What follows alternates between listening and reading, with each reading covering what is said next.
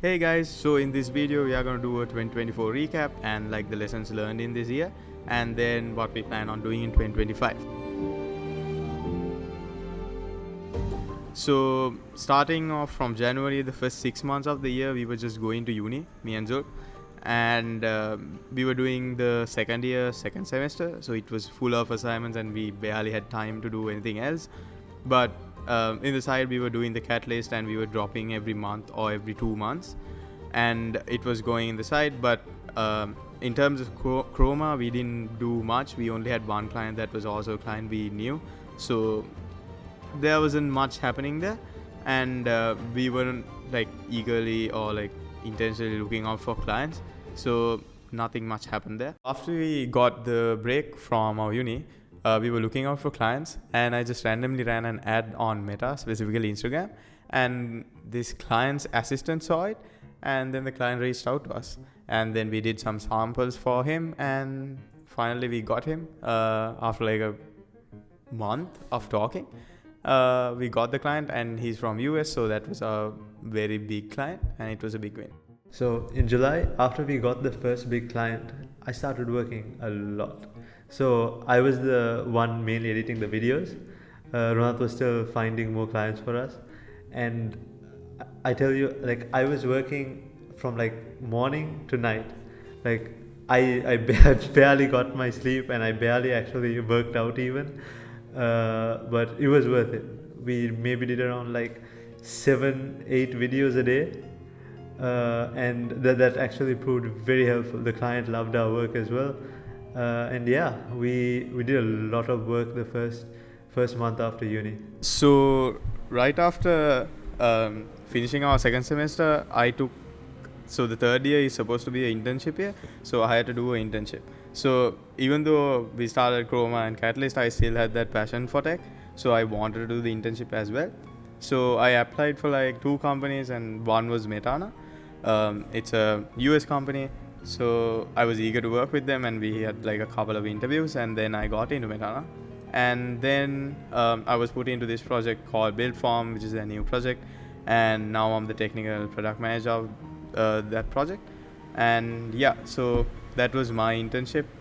We started it around August, and I'm still in it. So because we were struggling to handle the workload and everything, we tried hiring, and that's where we ran into our first big issue. So we tried hiring this Pakistani guy, right? We reached out to him through LinkedIn, and so he read the contract, everything. He signed it as well, and a day into the work that we gave him, he's like, he can't do it, right? After signing the contract, he says that he does not agree to the terms in the contract. So that set us back a bit, because we actually onboarded more work and we couldn't handle it. So that put even more work on me. And yeah, so we struggled that month. So while all this was happening, me and Zulq one day just went to a cafe in order to get some designs done for the Catalyst. And I was just scrolling through LinkedIn, and I saw Charlie Pisukanna's post where he was finding a person to do some of his work, and it was work that me and Zulq could do really well. So I just dropped him a message saying you'll get. I can remember the message. It was like a long message, but it had like point wise why he should hire us, and I was like, you will get not one, like 2 people to do the work for the same salary or the amount he's willing to pay.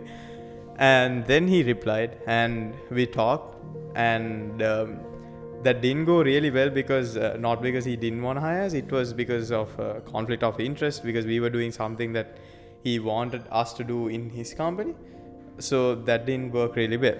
But while I was having this conversation in his school community, he dropped a post saying anyone who edits a viral video will get this much of prize money, and he will get to work with him in his company. So while I was talking, me and Zulq entered to that also. We edited a bunch, and he actually noticed our edits, and he dropped us a message to come work with us.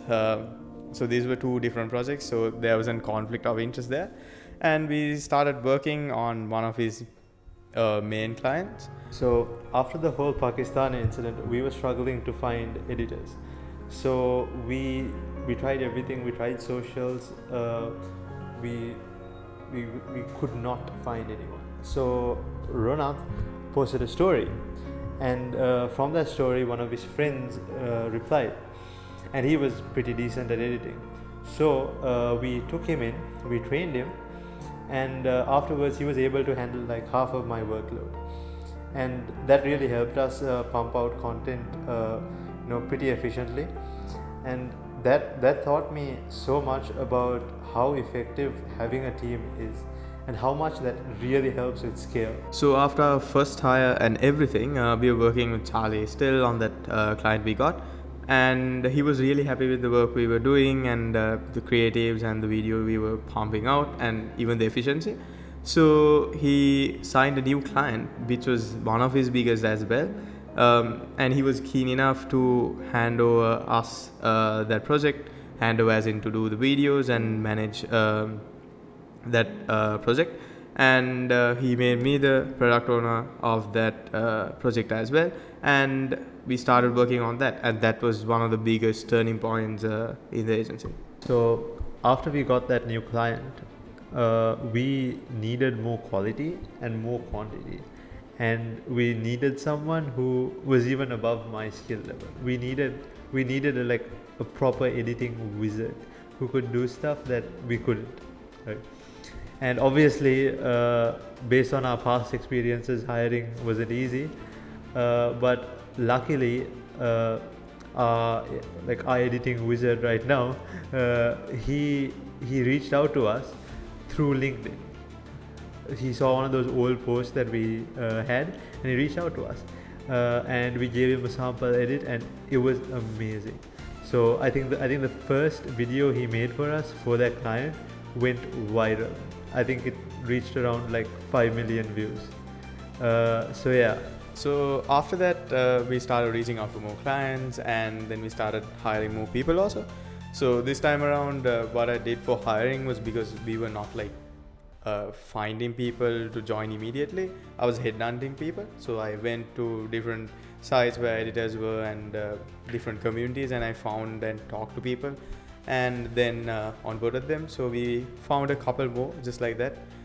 All of them were in the level of that videos that we hired before, and then we got a bunch of more clients, and the agency started growing, and we were quite stable, and we were actually pumping out a lot of videos than we were before. And yeah, that was towards the end of the year, around October, November. So since we now had like a bunch of new editors, we could work on TheCatalyst a lot more. So I started designing the new drop, and midway through we got a lot more work. So I had to step back into Chroma to do a lot more editing. So we had this idea previously to do a drop for Catalyst where we bring back previous drops. This was like the perfect time to push that forward.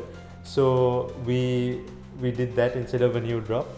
So the designs I was doing for that, we'll probably release that soon. But for now, that was it. Yeah, so that's our 2024 recap. So yeah, what did we really learn from this hell of a bride year?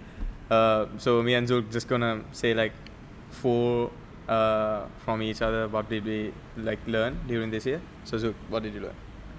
So one of the biggest things I learned was you can do so much more in a day than you think you can. I don't think a lot of people utilize their time wisely. I definitely didn't, and it's definitely something you need to think about when you are going into the new year. So one thing I learned was it's not always the number of hours you put in, but the efficiency and the return on investment on the work you do. So before I thought it's if you put 15 hours of work, oh, that's the most productive day I would ever have. But it's worthless if you put 15 hours and you get a very little amount of work get like done. So yeah. Another thing I learned was work doesn't always care about how you feel. You know, like you cannot rely on your emotions to make you successful. So no matter how you're feeling, if you're sad, if you're angry, if you're happy, you got to do the same thing every day. Showing up is what matters every single day. Yeah, it really complements the next lesson I learned, which is balance is a myth. So, like, I was talking to Abdus, I think you all know from the founder of Crepe Runner.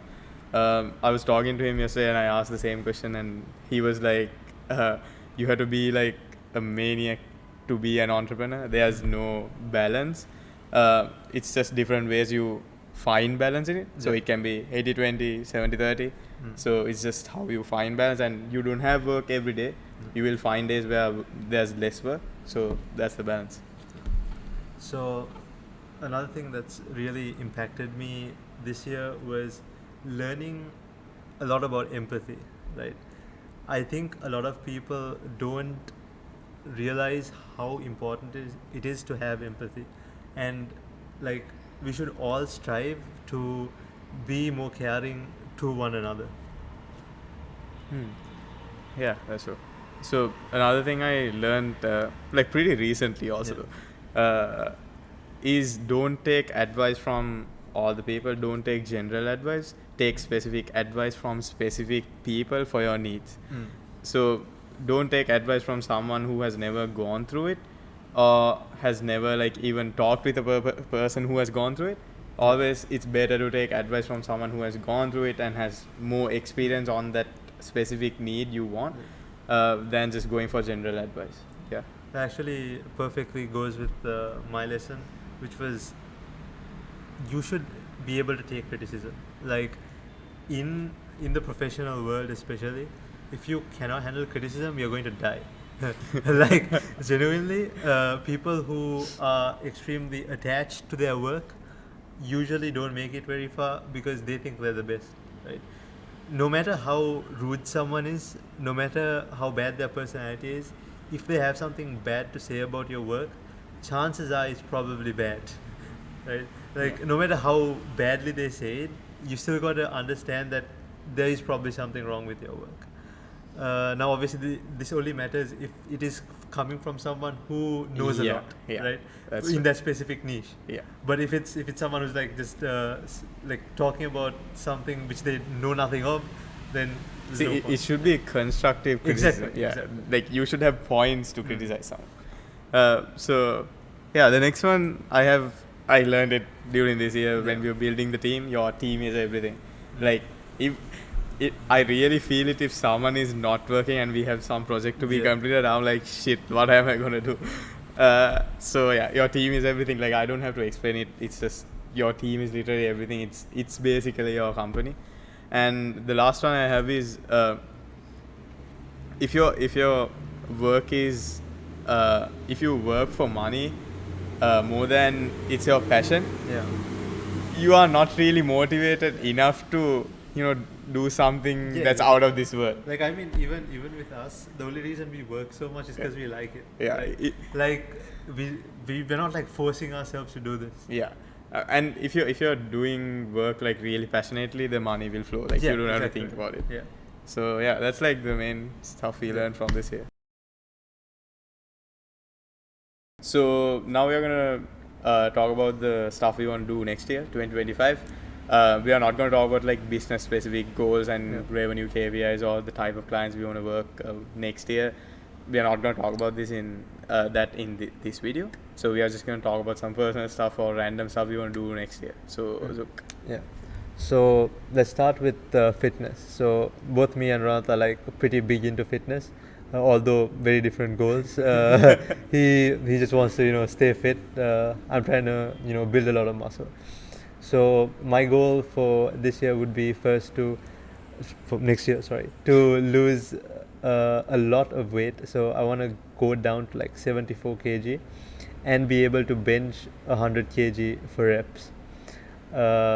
I'm close, but it's still pretty difficult. especially with work and everything. That's because you were bulking. Yeah. You did bench 100. Yeah, for I like did. one rep. I did one rep, Yeah. max it.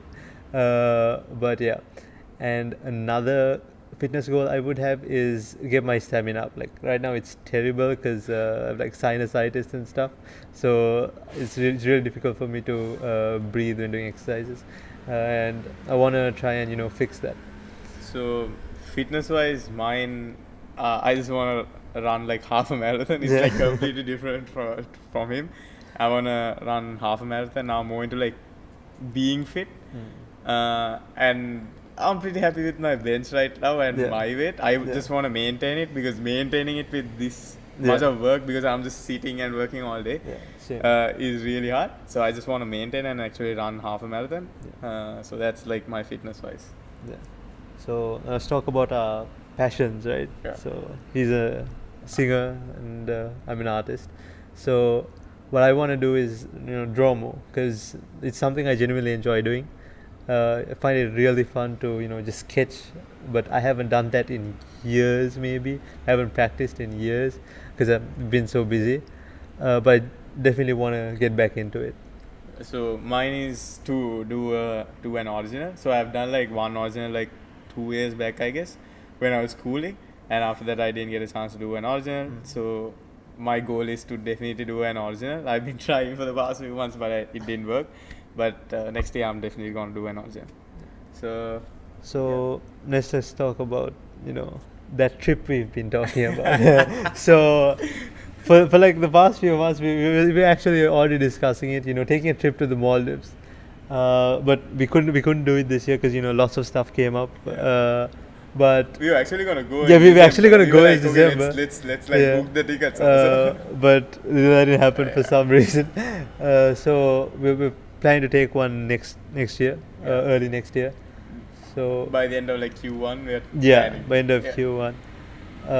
So we're gonna go there. Maybe record some videos. Yeah, just have fun, I guess. Yeah. we this might turn the whole other way. We might just be sitting and Yeah. working also, but at least it's in another place. So yeah, I said I don't want to talk about company specific goals, but this is like a personal one for me and Zulq. Yeah. both. We just want to grow the company to 15. That would be like a milestone number. Yeah. So that's in our mind. And other than that, you wanted to be more religious. Yeah. So one thing I've been wanting to do is be a lot more religious. So I started praying properly like maybe a year or two ago, but I've not really gotten religious as I want to be. And religion being a big part of my life, I want to definitely prioritize that more. Yeah. Yeah. Other than that, it just got me the thought for Catalyst we should do more story type Yeah. productions. Yeah. We love story type production. Like it Yeah. costs us a lot of money and it doesn't bring. But it it's isn't that ROI positive. It's very fun yeah, to it's do. just fun and like Yeah. that's what we want to do. Mm. So we will do that more. Yeah. So yeah, that wraps up the video. Yeah. So Hope you'll enjoy. we really hope you enjoyed, and we really hope your next like new year 2025 gonna be like a really good one and you achieve all your goals and stuff. So yeah, and we'll try putting out more content at least next year.